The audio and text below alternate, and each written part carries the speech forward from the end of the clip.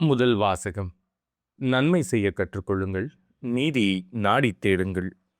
இறைவாக்கினர் எசாயா நூலிலிருந்து வாசகம். அதிகாரம் 1, இறைவசனம் 10 மற்றும் 16 முதல் 20 முடிய.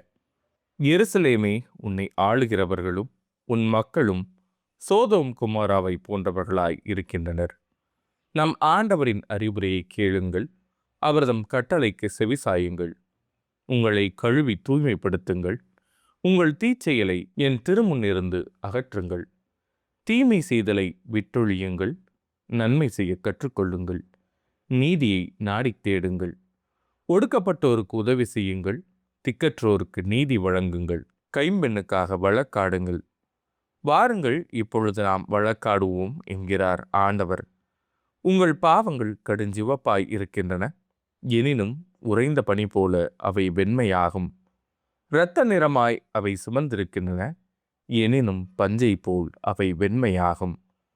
மனமுவந்து நீங்கள் எனக்கு இணங்கி நடந்தால் நாட்டின் நற்கனிகளை உண்பீர்கள். மாறாக இணங்க மறுத்து எனக்கு எதிராக கிளர்ந்தெழுந்தால் திண்ணமாய் வாழுக்கு இரையாவீர்கள். ஏனெனில் ஆண்டவர் தாமே இதை கூறினார். இது ஆண்டவரின் அருள்வாக்கு. இறைவா, உமக்கு நன்றி. பதிலுரை பாடல். தம் வழியை செம்மைப்படுத்துவோர் கடவுளின் மீட்பை கண்டடைவர். நீங்கள் கொண்டு வரும் பலிகளை முன்னிட்டு நான் உங்களை கண்டிக்கவில்லை. உங்கள் எரிபலிகள் எப்போதும் என் முன்னிலையில் உள்ளன. உங்கள் வீட்டின் காளைகளையோ உங்கள் தொழுவத்தின் ஆட்டுக்கிடாய்களையோ நான் ஏற்றுக்கொள்வதில்லை. தம் வழியை செம்மைப்படுத்துவோர் கடவுளின் மீட்பை கண்டடைவர். என் விதிமுறைகளை ஒதுக்குவதற்கு உங்களுக்கு என்ன தகுதி? என் உடன்படிக்கை பற்றி பேசுவதற்கு உங்களுக்கு என்ன அருகதை? நீங்களோ ஒழுங்குமுறையை வெறுக்கின்றீர்கள், என் கட்டளைகளை தூக்கி எறிந்து விடுகின்றீர்கள். தம் வழியை செம்மைப்படுத்துவோர் கடவுளின் மீட்பை கண்டடைவர். இவ்வாறெல்லாம் நீங்கள் செய்தும் நான் மௌனமாயிருந்தேன். நானும் உங்களை போன்றவர் என எண்ணிக்கொண்டீர்கள். ஆனால் இப்பொழுது உங்களை கண்டிக்கிறேன். உங்கள் குற்றங்களை உங்கள் கண்முன் ஒவ்வொன்றாய் எடுத்துரைக்கிறேன். நன்றிப்பழி செலுத்துவோர் என்னை மேன்மைப்படுத்துவர். தம் வழியை செம்மைப்படுத்துவோர் கடவுளாம் நான் அருளும் மீட்பை கண்டடைவர். தம் வழியை செம்மைப்படுத்துவோர் கடவுளின் மீட்பை கண்டடைவர். நற்செய்திக்கு முன் வசனம். எனக்கு எதிராக நீங்கள் இழைத்த குற்றங்கள் அனைத்தையும் விட்டுவிடுங்கள், புதிய இதயத்தையும் புதிய மனத்தையும் பெற்றுக்கொள்ளுங்கள் என்கிறார் தலைவராகிய ஆண்டவர்.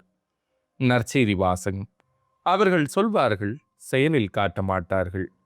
மத்தேயு எழுதிய தூய நற்செய்தியிலிருந்து வாசகம். அதிகாரம் 23, இறைவசனங்கள் 1 முதல் 12 முடிய. அக்காலத்தில் இயேசு மக்கள் கூட்டத்தையும் தம் சீடரையும் பார்த்து கூறியது. மறைநூல் அறிஞரும் பரிசேயரும் மோசேயின் அதிகாரத்தை கொண்டிருக்கின்றனர். ஆகவே அவர்கள் என்னென்ன செய்யும்படி உங்களிடம் கூறுகிறார்களோ அவற்றையெல்லாம் கடைப்பிடித்து நடந்து வாருங்கள். ஆனால் அவர்கள் செய்வது போல நீங்கள் செய்யாதீர்கள். ஏனெனில் அவர்கள் சொல்வார்கள், செயலில் காட்ட மாட்டார்கள். சுமத்துதற்கரிய பழுவான சுமைகளை கட்டி மக்களின் தோளில் அவர்கள் வைக்கிறார்கள். ஆனால் அவர்கள் தங்கள் விரலால் தொட்டு அசைக்க கூட முன்வர மாட்டார்கள். தாங்கள் செய்வதெல்லாம் மக்கள் பார்க்க வேண்டும் என்றே அவர்கள் செய்கிறார்கள். தங்கள் மறைநூல் வாசக பட்டைகளை அகலமாக்குகிறார்கள், அங்கியின் குஞ்சங்களை பெரிதாக்குகிறார்கள். விருந்துகளில் முதன்மையான இடங்களையும் தொழுகை கூடங்களில் முதன்மையான இருக்கைகளையும் விரும்புகின்றார்கள்.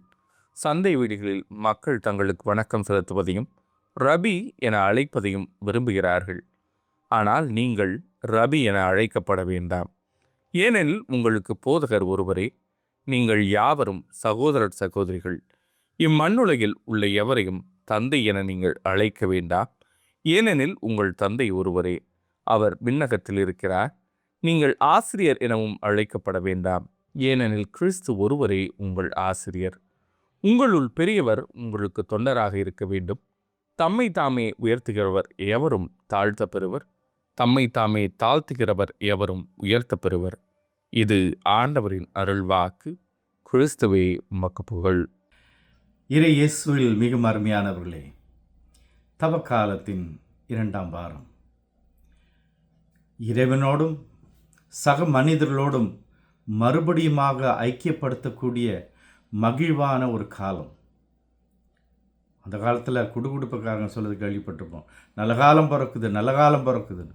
கட்டாயம் தவக்காலம் வரும்போது நல்ல காலம் பிறக்குது, நல்ல காலம் பிறக்குதுன்னு தான் நம்ம சொல்லணும். இது சோகமான காலம் அல்ல. நம்ம தோல்விகளை, பாவங்களை, கஷ்டங்களை, மற்றவர்களால் வெறுக்கி ஒதுக்கப்பட்ட காரியங்களை நினைத்து நினைத்து வருத்தப்படக்கூடிய காலம் அல்ல இது. நாம் மறுபடியும் இறைவனோடும் சக மனிதர்களோடும், ஏன் மூன்றாவது விதமாக கோணத்தில் பார்க்கும் பொழுது நம்மோடும் இந்த உறவை புதுப்பித்து கொள்ளக்கூடிய காலம். நோன்பு காலம் என்று சொல்வார்கள். கட்டாயம் சில பேர் அந்தோனியார் நோன்பு இருப்பாங்க செவ்வாய்க்கிழமை, சூசைப்பர் நோன்பு இருப்பாங்க புதன்கிழமை, இயேசுநாதர் இறந்ததுக்கு வெள்ளிக்கிழமை, மாதாவுக்கு சனிக்கிழமை. ஆனால் எல்லா நோன்பு இருக்கக்கூடியவங்க குடும்பத்தில் இருக்கிறவங்களோட சிரித்து பேச மாட்டாங்க. எதுக்கெடுத்தாலும் எரிஞ்சு பேசுவாங்க, சண்டை போடுவாங்க. அதாவது அவங்களுடைய நோன்பு இங்கிலீஷும் தமிழும் கலந்து சொல்லணும்னா நோ அன்பு, அப்படி ஒரு காலத்தை அல்ல. இன்றைய நற்செய்தி நமக்கு சொல்லிக் கொடுக்க வேண்டிய முக்கியமான பாடத்தை எடுத்துரைக்கிறது. முதல் வாசம் அது போலவே தீச்செயல்களிலிருந்து விடுபட்டு நற்செயல்கள் செய்ய கற்றுக்கொள்ளுங்கள் என்று எஸ்ஐயா கூறுகிறார். அன்பு கிறிஸ்தவர்களே, இன்றைய நற்செய்தியில் முத்தாய்ப்பாக கிறிஸ்து நமக்கு சொல்லக்கூடிய பாடம் தாழ்ச்சி. உங்களுள் பெரியவர் உங்கள் பணியாளராக இருக்கட்டும் என்றால் நாம் எப்பேற்பட்டவர்கள் என்று சிந்திக்க இன்றைய வாசம் நம்ம அழைக்கின்றது. அகங்காரத்தினாலா? அகங்காரத்தின் விளைவுகளால் இன்று சிரமப்படக்கூடிய நாடுகள் எத்தனை, போர்கள் எத்தனை. போர் தொடுக்கக்கூடிய நாடு அத்தனை பேர் சேர்ந்த முடிவெடுத்தாங்க போர் தொடுக்கணும்னு. ஏதோ 1-2 பேருடைய தீர்மானம் தானே. ஆனால் அவளுக்கு அதிகாரம் இருக்குது, நிறைய பவர் இருக்குது. அதுபோல தான் நம்ம குடும்பத்தில், நம்மளுடைய தனிப்பட்ட வாழ்க்கையிலையும் என்கிட்ட நிறைய பவர் இருக்குது, என்கிட்ட காசு இருக்குது, நான் தான் முடிவு பண்ணணும், நான் சொல்கிறதா இந்த குடும்பத்தில் எல்லோரும் கேட்கணும், இல்லை நான் சொல்கிறதா இந்த பங்கில் எல்லோரும் செய்யணும் அப்படின்னு எங்கெங்கே எப்படியெல்லாம் நம்ம ஈடுபடுத்தி கொள்கிறோமோ அங்கெல்லாம் என்னுடைய தனிப்பட்ட ஆர்வங்களையே திணிப்பது தான் நமது அதிகாரம் என்று நாம் நினைக்கின்றோம். கிறிஸ்து தவக்காலத்தில் மனமாற்றத்திற்கு சொல்லிக் கொடுக்கக்கூடிய அடிப்படை பாடங்களில் ஒன்று பொறுமையும் மனத்தாழ்ச்சியும். தாழ்ச்சி என்பது தாழ்வு மனப்பான்மை அல்ல. தாழ்ச்சி என்பது தெரிந்தே அறிந்தே பணிந்து செல்வது. பிரதானமான பாவங்கள் என்று சொல்லப்படக்கூடிய 7 அவைகளில் பிரதானமானது, முக்கியமானது அகங்காரம். அகரமாதல். தீய சக்திகள் அனைத்துமே இந்த அகங்காரத்திற்கு தான் தங்களை அடிபடுகின்ற. எல்லா பாவங்களுக்கும் தலையாய பாவம் அகங்காரம். It is a mother of all evils, pride என்று சொல்வார்கள் ஆங்கிலத்தில். எனவே ஆதாம் ஏவாளுக்கு இந்த அகங்காரத்தை ஊட்டியது பேய். வெறும் கீழ்ப்படிதல் இல்லை என்பதல்ல அவர்கள் செய்த பாவம். நான் கடவுளாக வேண்டும், கடவுளைப் போல அல்ல, கடவுளாகவே ஆக வேண்டும் என்ற ஆர்வத்தில்தான் ஏவாள் அந்த கனியை உண்டாள். அதன் விளைவு, இதை உண்டால், இந்த பழத்தை உண்டால் நீ சாக மாட்டாய், உனக்கு எல்லாம் தெரியும் என்று சொன்ன அந்த பேயின் வார்த்தைகளை நம்பியது. அன்பு கிறிஸ்தவர்களே, என்ன நடந்தது?